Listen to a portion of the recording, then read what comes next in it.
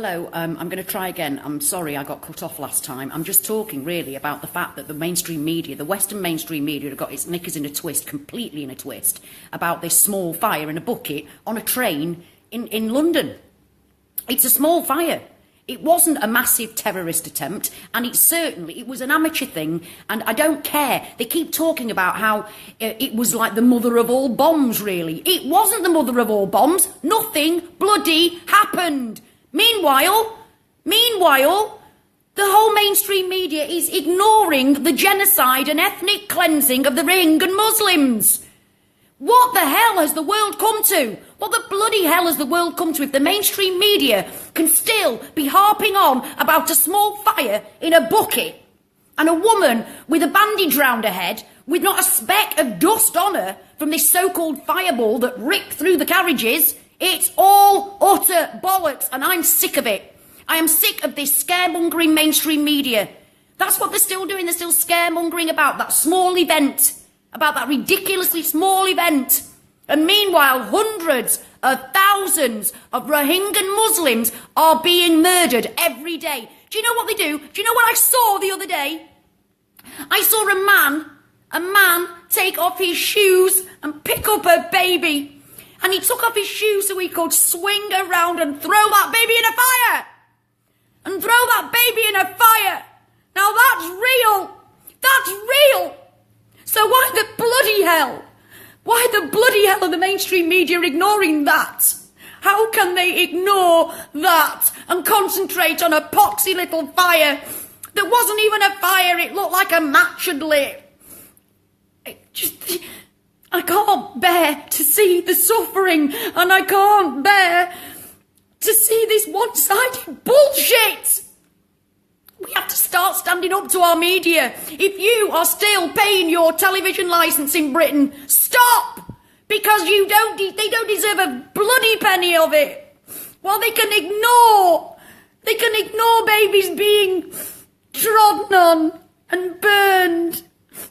While they can do that, and concentrate on scaremongering and fearmongering about ISIS and Islamic terrorism.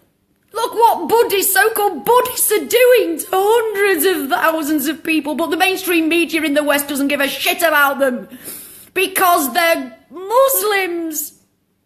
They deserve to live in peace and have a land of their own.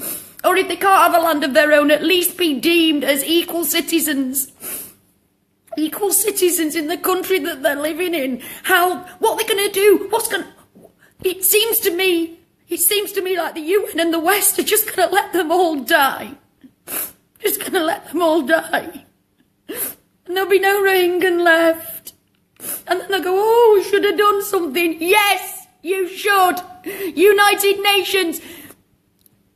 Donald Trump, Theresa May, where are you? Where are you? Do something. What's the bloody point in the UN? What's the point in the UN? Yes, it's genocide. Yes, it's ethnic cleansing, but we're just going to sit here and do bugger all. If you could see the things that I've seen. If the mainstream media actually showed you what is happening there instead of their 5-minute little supposed news story. I can't bear any more of it. I can't bear to live in a world where some people are more important than other people.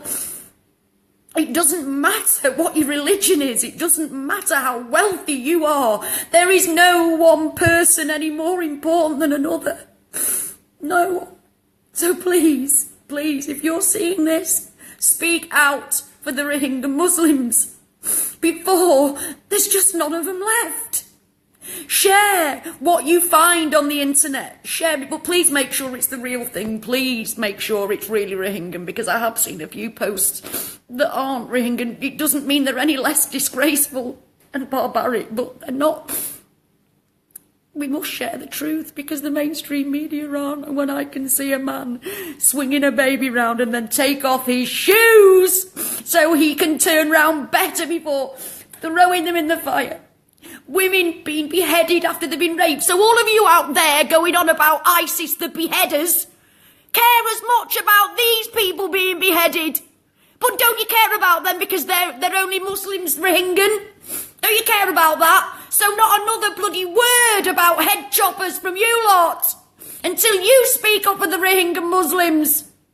Because I know fine well that one day my children, my grandchildren are going to ask, what did you do? And I'll say, I spoke up, at least I spoke up. And I hope, I pray that when that day comes, the Rohingyans will be safe. But they're not. I've seen the most barbaric things I've ever seen. And believe me, I've seen some bloody awful shit. I've seen some terrible, terrible things. But there is nothing, I've seen nothing like the abomination that is happening to the Rohingya Muslims. They need our help. We are their only voice because the world, governments, everybody are taking no notice of them. Apparently this, whatever her name is, Aung San, whatever her bloody name is, wouldn't let the United Nations in to the country. What bollocks is that? Go in anyway. If there was oil there, they'd be in it like bloody Flynn, wouldn't they? So what's the difference? Come on, tell me. Tell me, world. Tell me, United Nations. What is the difference? Why aren't you going in stopping a genocide? Why? Tell me why. When you go into every other bloody country that doesn't agree with what you want, you go in there marching and all over the place. And our media is an absolute bloody disgrace. A disgrace. They can ignore the fact that women are being raped and beheaded. Children, I've seen children having their heads a man stood on the head of a toddler. For the love of God, help them.